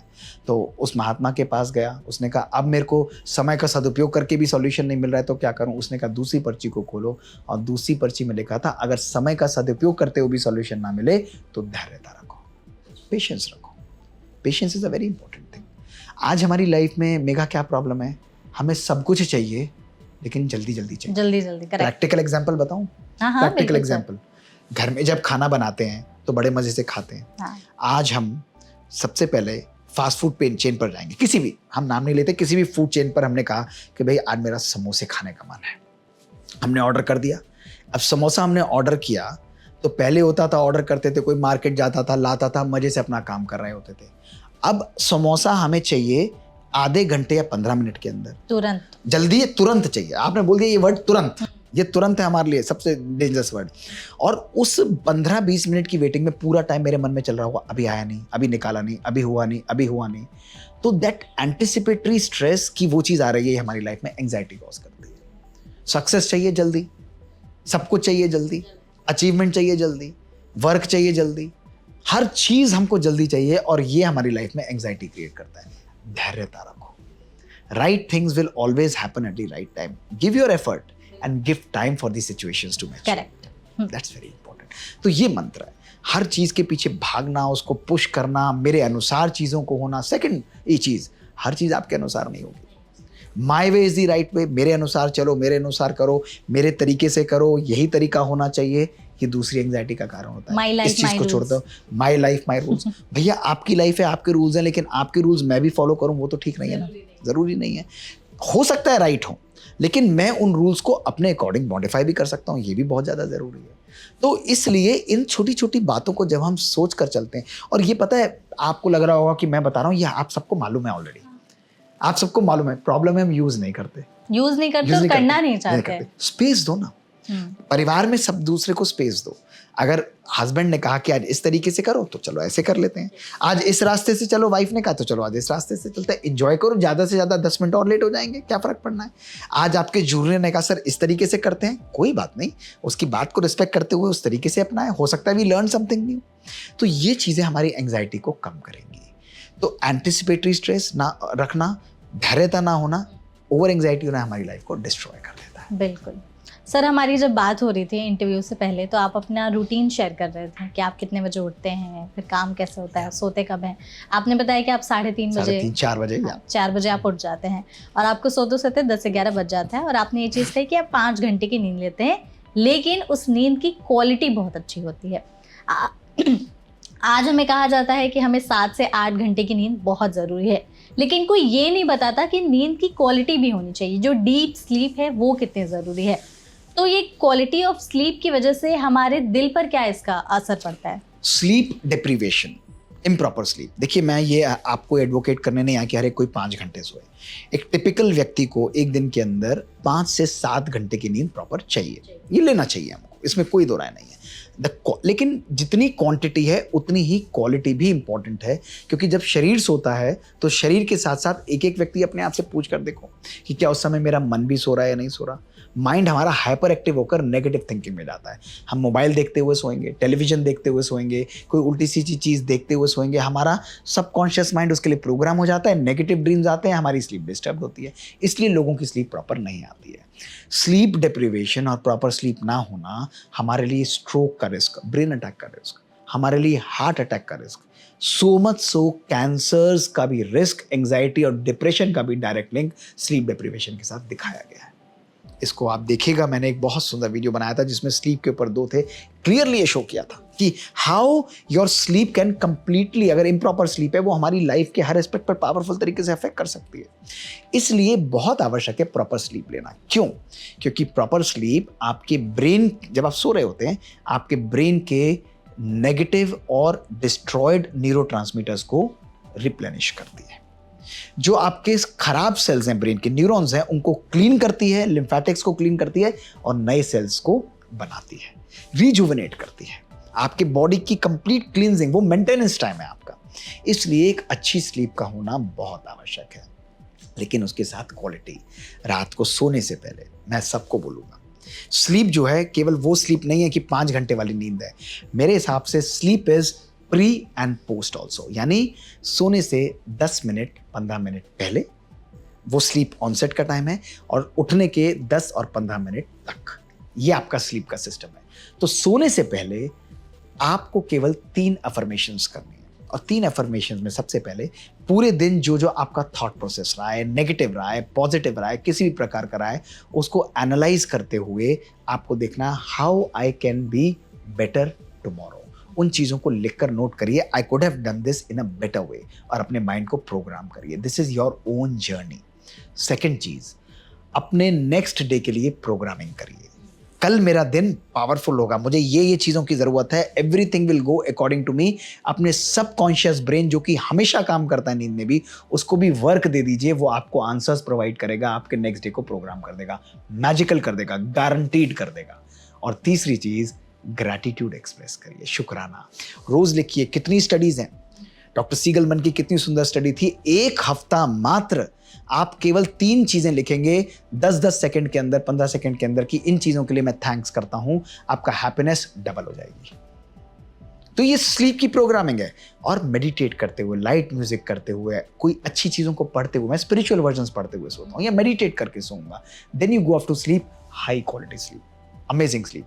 और मॉर्निंग में उठने के बाद अगेन ये नहीं उठते ही मोबाइल लिया और देखने बैठ गए, उठते ही सोशल मीडिया देखने बैठ गए, नहीं, उठते ही सबसे पहले आप मेडिटेट करिए, थैंक्स करिए परमात्मा का, today is going to be a great day, I plan my day, and visualize करिए everything is happening according to you. Meditate करते हुए माइंड को एम्पावर करिए, it will be magical. Sir, आपने स्लीप के बारे में इतने अच्छे तरीके से बताया, और दूसरा सवाल पूछने से पहले हम ये चीज़ एक बार आपसे बोलना चाहते हैं कि आपकी ना वाइब्रेशन काफ़ी ज़्यादा अच्छी हैं। तो ड्यूरिंग इंटरव्यू मुझे बहुत पॉजिटिव वाइब्स आ रही है और मुझे बहुत अच्छा लग रहा है, मुझे ऐसा लग रहा है कि आपको और सुनूं। Thank you. तो I am really loving it.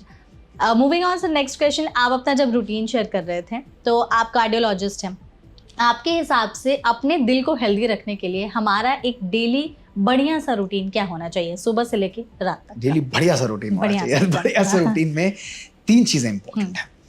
आप कोई भी चीज पहले हम बताते हैं कि क्या बेसिक मेंटेनेंस करना है, और उसके साथ हमारी बॉडी की चेकिंग भी आवश्यक है। ऐसा नहीं कि केवल इन बातों से ही हमारी वो रहेगी, ये इंपॉर्टेंट है, लेकिन हेल्दी हार्ट के लिए कुछ और टिप्स भी इंपॉर्टेंट है। देखिए, लाइफ में एनल्स ऑफ इंटरनल मेडिसिन में एक आर्टिकल आया था आज से करीब 10 साल पहले, उसमें बोला था 3 पिलर्स माने गए हैं हमारे हेल्दी हार्ट के। पहला है डाइट, दूसरा है एक्सरसाइज, और तीसरा है रेस्ट। रेस्ट की आपने बात करी भी, स्लीप, डाइट और एक्सरसाइज भी उतने ही पावरफुल पिलर्स हैं। लेकिन मैं आपसे पूछता हूं मेगा कि जिस दिन आपका मन खराब है, उस दिन आपका काम करने का मन करेगा या नहीं करेगा? नहीं करेगा। क्यों? क्योंकि और जिस दिन आपका मूड बहुत अच्छा है, परफेक्ट है, आपकी बॉडी पे चोट भी लगी हुई है, उस दिन आप बॉडी की चोट को भूलकर भी काम करती है, नहीं करती? तो माइंड ज्यादा पावरफुल है या बॉडी ज्यादा पावरफुल है? I think mind. I think 100% mind. I think सभी लोग मानेंगे कि हमारा माइंड ज़्यादा पावरफुल है। जब हम इस बात को स्वीकार कर लेते हैं कि हमारा माइंड पावरफुल है, तो डाइट बॉडी की भी आवश्यक है और डाइट माइंड की भी आवश्यक है। एक्सरसाइज बॉडी की भी आवश्यक है, एक्सरसाइज माइंड के लिए भी आवश्यक है। एक्सरसाइज और स्लीप बॉडी के लिए भी आवश्यक है, और स्लीप यानी योगा मेडिटेशन माइंड के लिए भी आवश्यक है। ये मैं आपको बताना चाहता हूँ। अब इन 6 चीज़ों को सब लोग अपनी लाइफ में चेक करो, सब लोग अपनी लाइफ में चेक करो। एक अच्छी डाइट खाना, एक हेल्दी डाइट खाना, क्या हम ये कर रहे हैं, नहीं कर रहे हैं? हेल्दी डाइट के ऊपर मैं आपको, आज इतना समय नहीं है कि मैं आपको डिटेल डाइट इतनी बताऊं, लेकिन बहुत सुंदर वीडियो इस पे हमने बनाया है जिसको हम कहते हैं lifestyle modification, small steps for big rewards. तो आप हमको जरूर सुनिएगा। उन लाइफस्टाइल के अंदर हेल्दी डाइट में आपके पास ग्रीन डाइट, वेजिटेबल्स, किसी ना किसी प्रकार से ऑयल्स का कंजम्पशन लेस, किसी ना किसी प्रकार से इन चीज़ों का कंजम्पशन लेस, सीड्स और नट्स को लेना, सब कुछ खाना, सात्विक खाना, प्रॉपर तरीके से खाना, ये बहुत आवश्यक है। फ्रूट्स एंड वेजिटेबल्स की सर्विंग्स हमेशा डेली लो, सैलड की सर्विंग डेली लो, लेकिन खाने से पहले लो। ये मंत्र हम भूल जाते हैं। हम फ्रूट्स को खाने के बाद खाएंगे, कभी कभी हम सैलड्स को खाने के साथ, उससे आधा घंटा पहले जब आप लेते हैं, वो आपकी बॉडी के लिए हेल्पफुल होते हैं। ऑयल्स, इंडियन में सबसे बढ़िया ऑयल दिखाया गया है मस्टर्ड ऑयल लोगों के लिए। आपको ऑयल लेना है ज़रूर लीजिए, लेकिन ऑयल को शैलो फ्राइंग, डीप फ्राइंग उसके अंदर मत करिए। ऑयल्स, हर एक प्रकार के ऑयल को रखिए, ऑलिव है, मस्टर्ड है, सनफ्लावर है, राइस ब्रान है, लेकिन ऑयल्स को रोटेट करते चले जाइए। ऑलिव ऑयल का बेनिफिट यंगस्टर्स में बहुत ज़्यादा लोग बोलते हैं कि ऑलिव ऑयल खाते हैं ऑलिव ऑयल, लेकिन ध्यान रखिएगा, ऑयल्स का बेनिफिट सबसे ज़्यादा तब आता है जब वो कच्चे खाए जाते हैं, और हमारे यहाँ कच्चा तेल कोई भी नहीं खाता है, हमारे कुकिंग करते हैं इंडियन सिस्टम के अंदर। इसलिए इंपॉर्टेंट है कि उस ऑयल्स को हम लोग शैलो फ्राइंग के अंदर करें, वेरी इंपॉर्टेंट। एक बारी तली हुई चीज को दोबारा कभी मत तलिए, ये रूल है, ये मंत्र बहुत इंपॉर्टेंट है। तीसरी चीज, कभी भी बिस्तर पर ड्राइंग रूम में बैठकर खाना मत खाइए। Always have your dinner on the table. आपकी क्वांटिटी भी कम होगी, आपकी अलर्टनेस भी ज्यादा होगी, बॉडी की एसिमिलेशन भी ज्यादा होगी। और 5वीं चीज, any meal after 8 o'clock in the night is harmful, it's like a poison. 8-9 बजे के बाद अगर आप भोजन कर रहे हैं, वो आपके शरीर के लिए पॉइजन का काम करेगा। नाइट शिफ्ट है, चिंता मत करिए, रात को हल्का भोजन लीजिए। अगर लेट हो रहे हैं तो रात को हल्के से फ्रूट्स या हल्का सा दलिया टाइप लेकर उसको फिनिश कर दीजिए। हैवी मील्स बिल्कुल मत खाइए, लेट मील्स मत खाइए। ये मंत्रों को फॉलो करिए, और इसी प्रकार अपने मन को भी पॉजिटिव थॉट्स दीजिए। मन भी तो खा रहा है ना, वो क्या विचार कर रहा है, चेक करो। पूरे दिन सोशल मीडिया, नेगेटिविटी, लोगों की बातें, न्यूज़ है, इधर उधर की है, अखबार है, लोगों की चीज़ों को हम सुन के नेगेटिव बात अपने अंदर रखेंगे, और उन नेगेटिव बातों के द्वारा हमारा मन दुखी और परेशान हो जाता है। इसलिए शरीर को तो आप गुलाब जामुन खिला सकते हो, लेकिन मन को positive thoughts, powerful thoughts and purposeful thoughts दो। इसके बारे में फिर डिस्कस करेंगे, लेकिन ये इंपॉर्टेंट है। दूसरी बात, एक्सरसाइज। एक्सरसाइज अगर मैं आपको बताऊं, सिंपल एक मंत्र, अगर आप डेली, सब लोग ध्यान से सुनिएगा भाई इस बात को, अगर आप डेली मोटे हैं पतले हैं कोई फर्क नहीं पड़ता, लेकिन अगर आप डेली आधे से पौना घंटा नहीं घूमते हैं तो डेली आप आधे से पौना घंटा अपनी उम्र में कम करते चले जा रहे हैं। This is how science is working. That is why walking every day is a important thing. One of the stories जो मैं कभी शेयर करता हूँ कि कैसे मेरा वेट उस समय 97 kgs होता था और किस तरह मैंने लाइफस्टाइल, जो भी बातें मैं आज बोल रहा हूँ उनको मैंने अपनी लाइफ में यूज़ किया है मेगा। ऐसा नहीं है, I have gone through this process. जब मैं अमेरिका से आया था मेरा वेट 97 kgs होता था। आई have never joined a gym, I have never consulted a dietitian, मैं नहीं, लेकिन सब कुछ लेता हूँ, लेकिन संयम से क्वांटिटी की जगह क्वालिटी। और एक्सरसाइज में डेली आइसोमेट्रिक यानी योगा भी करना है और आइसोटोनिक यानी वर्कआउट भी करना है, कार्डियो भी करनी है। इन चीज़ों का संयम रखता हूँ, लाइफ बिल्कुल परफेक्ट चलती है। तो डेली आधे से पौना घंटा एक्सरसाइज करना, मूव करना जरूरी है। जूते पहनो, निकलो। 7 बजे तक 8 बजे तक बिस्तर में पड़े हो ये नहीं चलेगा। आधा घंटा जल्दी उठो, पौना घंटा जल्दी उठो, अपने फ्लीट जूते पहनो और निकल पड़ो बाहर। निकल पकड़ के अपना आधा पौना घंटा ब्रिस्क एक्सरसाइज और वर्कआउट करो। जब आप ऐसा करेंगे आपकी बॉडी पावरफुल बनेगी। और आइसोमेट्रिक एक्सरसाइजेस जब आप करते हैं तो आपकी मसल लॉस कम हो जाता है और फैट जनरेशन कम होता चला जाता है। शरीर के लिए एक्सरसाइज बहुत इंपॉर्टेंट है और डेली मूव करो। एवरीवन, मैं आपको कहता हूं it should be like a revolution. हम इंडिया को अगर हेल्दी बनाना चाहते हैं, जैसे हमारे प्राइम मिनिस्टर ने कितने सुंदर रूप से कहा है, योगा वोगा, इसके पीछे पर्पस है, लॉजिक है। We have to move ahead. लेकिन शरीर की एक्सरसाइज के साथ साथ मन की एक्सरसाइज भी करो, जो हमने पहले बात की थी। अब मन की एक्सरसाइज में बहुत सिंपल है कि शरीर को तो मूव करा रहे हैं, उसी प्रकार मन को साफ करना है। मन को साफ करना है। और मैं बार बार ये बात बोलता हूँ, आज मन में ये 5-6 बातें हमारे मन को बहुत भारी करती हैं। पहली बात है मन के अंदर क्रोध का होना, जिसके बारे में आपने पूछा। क्रोध का छोटा भाई आता है इरिटेशन का होना। उसके दीन बंधु साथ में आते हैं, वो है ईर्ष्या और घृणा, हेट्रेड और जेलिसी का होना। उसके बाद यंगस्टर्स के अंदर जो मेजर कारण है वो है कंपटीशन का होना और क्रिटिसिज्म का होना। और उसके बाद अगले 2 इमोशंस आते हैं, कंप्लेन का होना और एक्सपेक्टेशंस का होना। अब बताओ ये बातें हमारी लाइफ में है या नहीं? सबकी लाइफ में ये बातें हैं। बार बार क्रिटिसाइज करना, बार बार कंप्लेन करना, बार बार एक्सपेक्टेशंस रखना, कंपटीशन में आना। अच्छी कंपटीशन में आना ज़रूरी है, लेकिन क्रिटिसाइज, कंप्लेन, बार बार इन चीज़ों को करना, क्रोध का होना, हेटेड जेलसी का होना, ये हमारे मन को भारी करता है। आज बहुत ज़रूरी है, जैसे अपने रोज़ घर को साफ करते हो। आपने कहा ना घर में कूड़ा कभी भी नहीं रखूँगी मैं। जब घर में कूड़ा नहीं रखोगे, एक दिन भी नहीं रखोगे, मैं कहूँ मेघा 2 दिन अपने घर की सफाई मत करो, 3 दिन मत करो, 3 दिन के लिए कूड़ा घर में रख लो। पॉसिबल और नॉट पॉसिबल? नहीं, डेली चाहिए। तो जब वो कूड़ा घर में रोज साफ होता है तो मन को हम कूड़ेदान क्यों बना के रखते हैं? Right sir. क्यों करते हैं? कोई अमाउंट ऑफ, आप, मैं कह रहा हूँ जितने भी धर्मात्मा हो, जितने भी आप योग लगाओ, मंदिर मस्जिद चर्च गुरुद्वारे जाओ, आप कुछ भी करते चले जाओ, लेकिन अध्यात्म का, स्पिरिचुअलिटी का अर्थ है अपने मन को साफ करना। वो मार्ग जो हम अपने मन को ना साफ करे, वो मार्ग यथार्थ मार्ग नहीं है। इसलिए रोज एक्सरसाइज ये भी करो, चेक करो ना एक व्यक्ति रोज एक छोटी सी एक्सरसाइज करते हुए अपने मन को हल्का करते चले जाओ, अपने मन को लाइट करते चले जाओ। तो ये एक्सरसाइज करनी है। उसके बाद रेस्ट है। रेस्ट, आपने नींद की कितनी सुंदर हमने बातें सुनी, और उसी के साथ स्पिरिचुअल रेस्ट यानी मन को मेडिटेशन। 1440 मिनट रोज हमको मेघा मिलते हैं। 1440 मिनट्स आपको, मुझे, दुनिया में सब लोगों को मिलते हैं, किसी के लिए ज़्यादा कम नहीं है। मैं कहता हूँ सबसे रिक्वेस्ट करके 20 मिनट्स रोज अपने आप को चार्ज करने के लिए निकालो। Only 20 minutes. Possible not possible? Possible. हर एक के लिए पॉसिबल है, हर एक के लिए। रात को 20 मिनट, मॉर्निंग के अंदर 10 मिनट, वो 20 मिनट अपने आप को शांत, अपनी इनर क्लींजिंग के लिए, अपनी शक्ति को परमात्मिक शक्ति से कंबाइन करके, कनेक्ट करके, वो योग की अनुभूति करते हुए अपने सॉफ्टवेयर को चार्ज करना। किससे? प्योरिटी से, नॉलेज से, खुशी से, प्यार से, शांति से। और जब ये गुण आते हैं तो आनंदम यानी ब्लिसफुल स्टेट का अनुभव होता है। ये मेडिटेशन की शक्ति है।